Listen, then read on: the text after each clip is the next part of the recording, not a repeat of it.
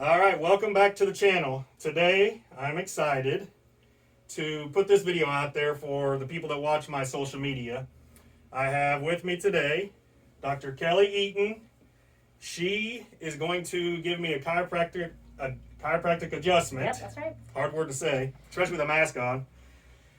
And how it relates to firefighters and golfers. So I mainly come to her, and she knows that I've played golf a lot recently. So the history I have with Dr. Eaton is her father, retired chief from Kansas City, Kansas Fire Department, and her brother Chad. So John was his name. Her brother Chad was a driver of mine, and now he's a captain on the job. Yeah. So two good men, two hardworking men. I love Chad being my driver. Your dad was a great chief. Really, he looked out for the men. Yes. So talk about yourself and your business here at Merriam Chiropractic.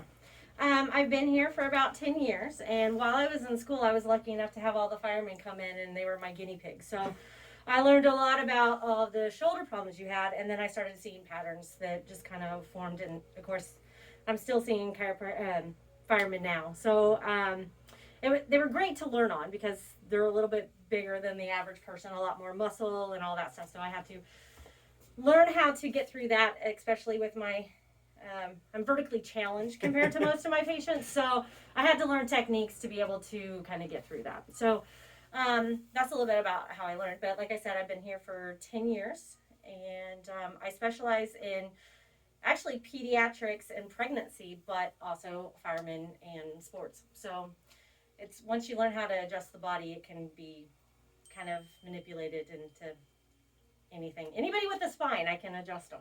So. All right. So you also deal with, like, today my wife came in. She was recently in a car wreck. So you're also dealing with soft tissue injuries. Yes.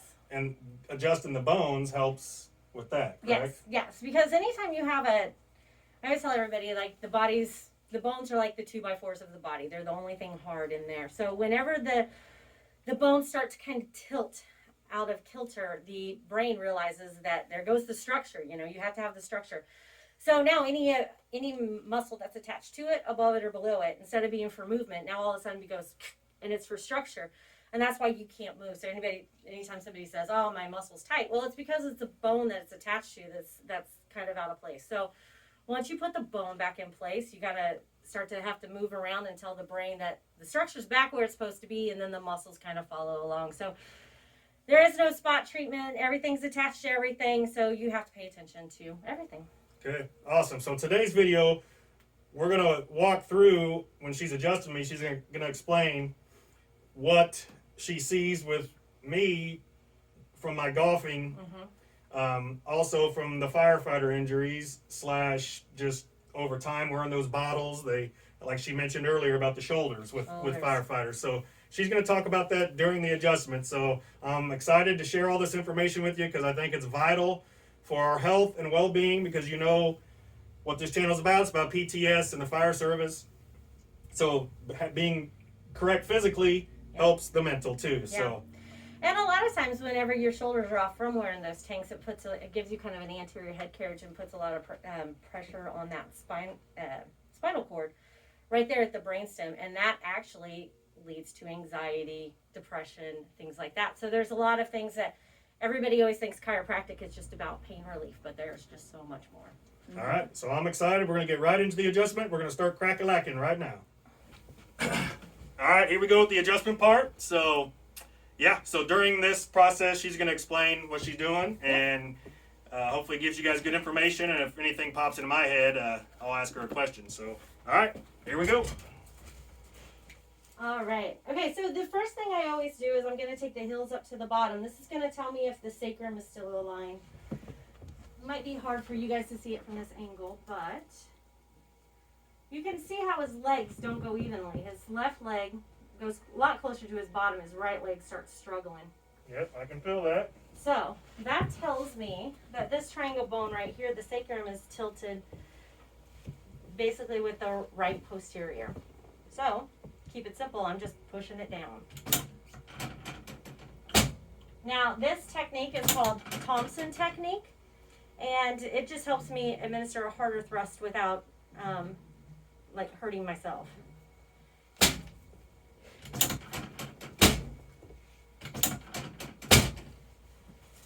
And by the way, I can feel that movement already. My leg is tingling, my left leg. So I love this part of the adjustment. And now his legs go even, and that's exactly what we're looking for. All right, so the next thing I'm looking for is his right leg is shorter than his left by about an inch. Now, what's happening there is the iliums right here, they like to do a figure eight whenever you're walking. This ilium just kind of got stuck in that posterior position. And again, I just push it forward. Oh, yeah.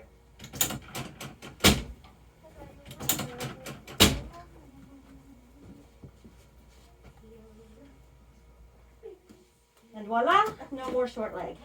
Okay, so I always like to start with the hips because if the hips are off, everything has to compensate all the way up. So it does me no good to spot treat the upper back if I'm not going to fix this.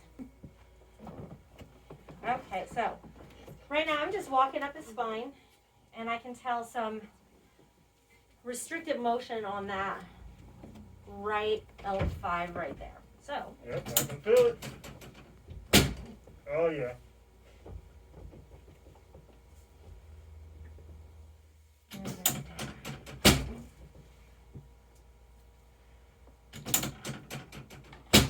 Now, I've been adjusting him for a while, so I feel like I'm kind of cheating, but I already know that when his right ilium comes backward, his left side starts compensating all the way through his lumbar. His paraspinal start tightening up. So, and that's actually extremely common with golfers because your swing is just, it's the repetitive motion. It's kind of, I like to call them micro traumas. It's not that big of a deal, but when you do it over and over and over again, your body starts to compensate for that. So my left side, because that's the side I end up on? Yes. Yeah, so yeah, Yeah. for a right-handed swinger, my left side, and vice versa. Yeah.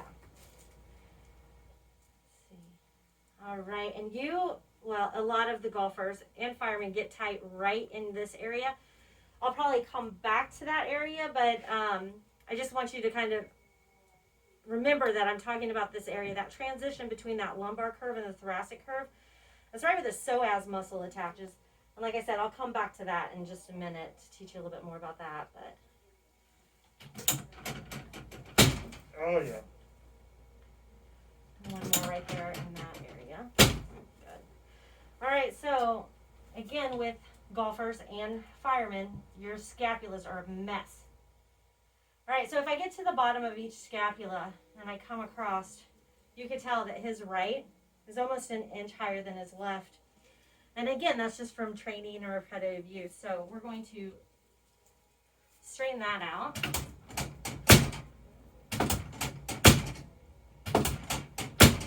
Okay, and I like to keep his arm back like this because now I can get to his ribs.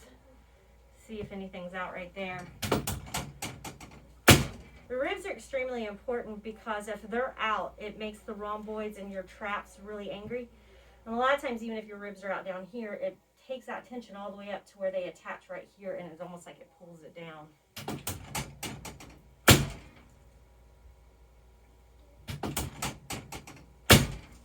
Yep. Great. Yep. All right. So go ahead and do the same thing on the other side.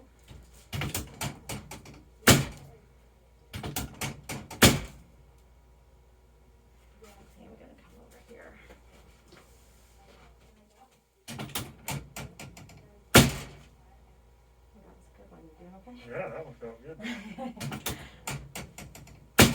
Yep.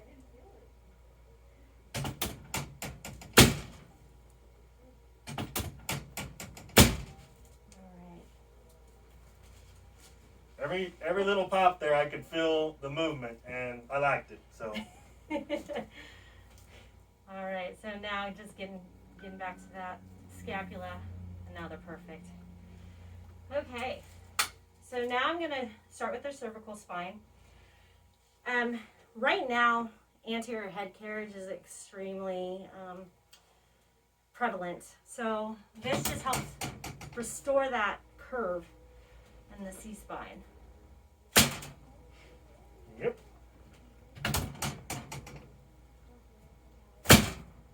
One more.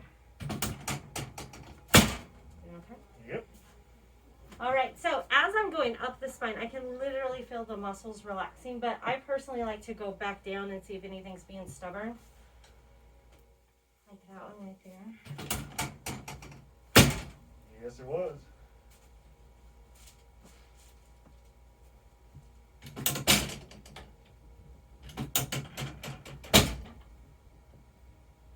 All right, go ahead and flip over for me.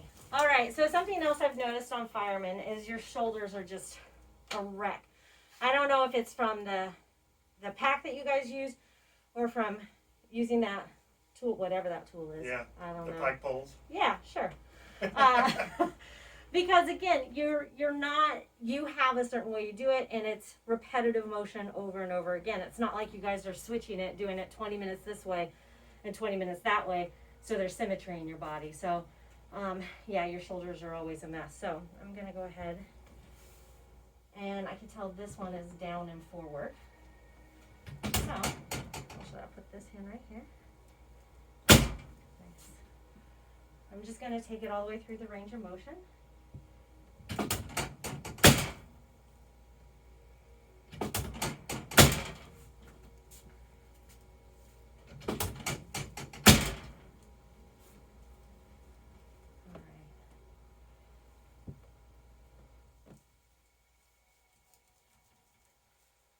Alright, now they look the same. Yeah, that one feels good now. You want me to do the other one? Yeah. Okay.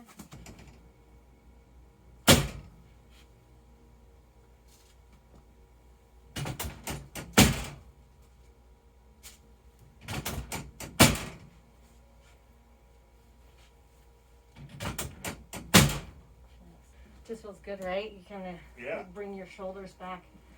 Yeah.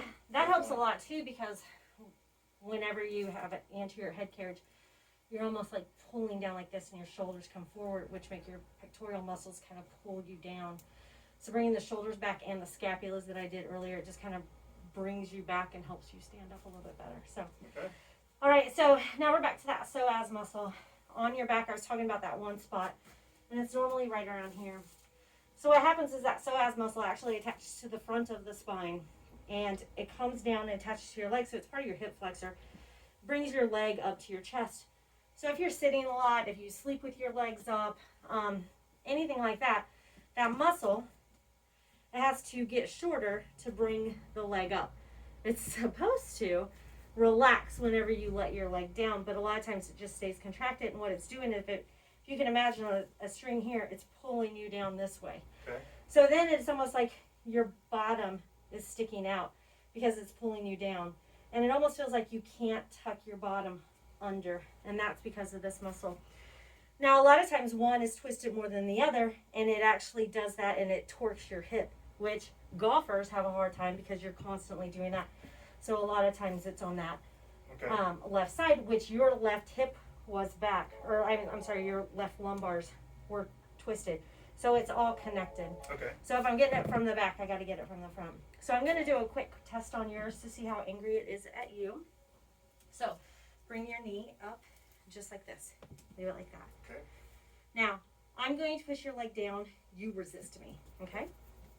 I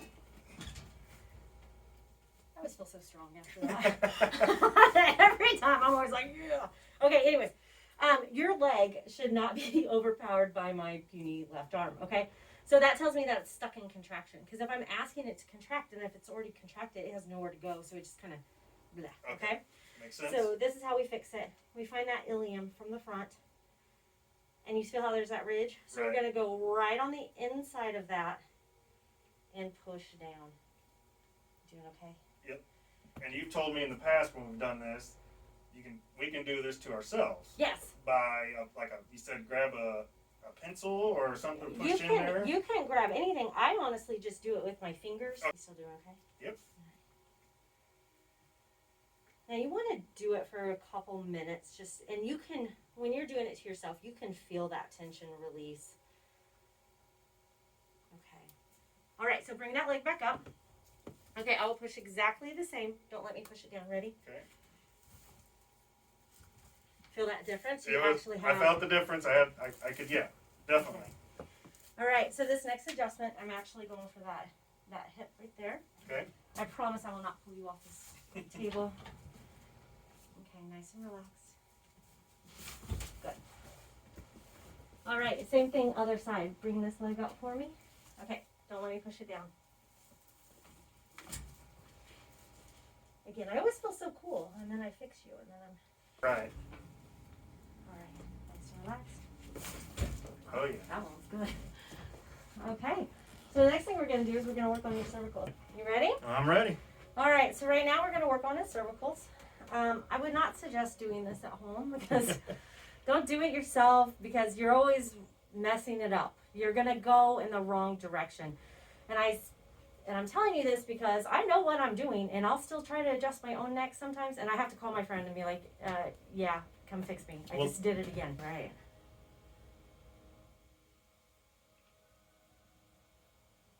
Oh, yeah, your C1 on that side's locked up. C3. Okay. So take your head back and over.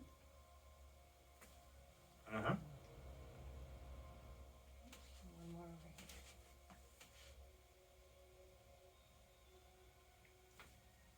here. Yep. Okay. So now I want you to just kind of stand up, move around, see if I missed anything. Now, very important to know, after a chiropractic adjustment, you're not going to feel 100% because I just beat you up. But what we're looking for is if you feel different. Can you move different? Does it feel more restricted? You're still going to have that muscle pain and that inflammation. It doesn't go away immediately. So that's one thing I want everybody to know. It's not an instant, we're not miracle workers, okay? This is baby steps. This is healing your body from the inside. So we're dealing with muscle tension, inflammation, and all that stuff. So you should feel different. You might not feel 100%, but different is what we're going for. Okay, after she usually adjusts my neck, I have to, for me, my left hip, like I described earlier, so it's got a little grab, I call it, still to it, so we usually do another adjustment after the fact, just because it's just, you'll see, she'll make it, and I'll probably comment on it, so. Well, yeah, so a lot of people are the same way. It's almost like, as I'm going up, like I said, I'm relaxing the muscles, and some of them are just being stubborn, but after I do the cervicals, it's almost like it just everything relaxes after that. So sometimes I do go back. I call them my little onions because it's just like I have to peel the layers to get to the true cause of it. So all right, I'm gonna want to make that final adjustment here on my left hip. So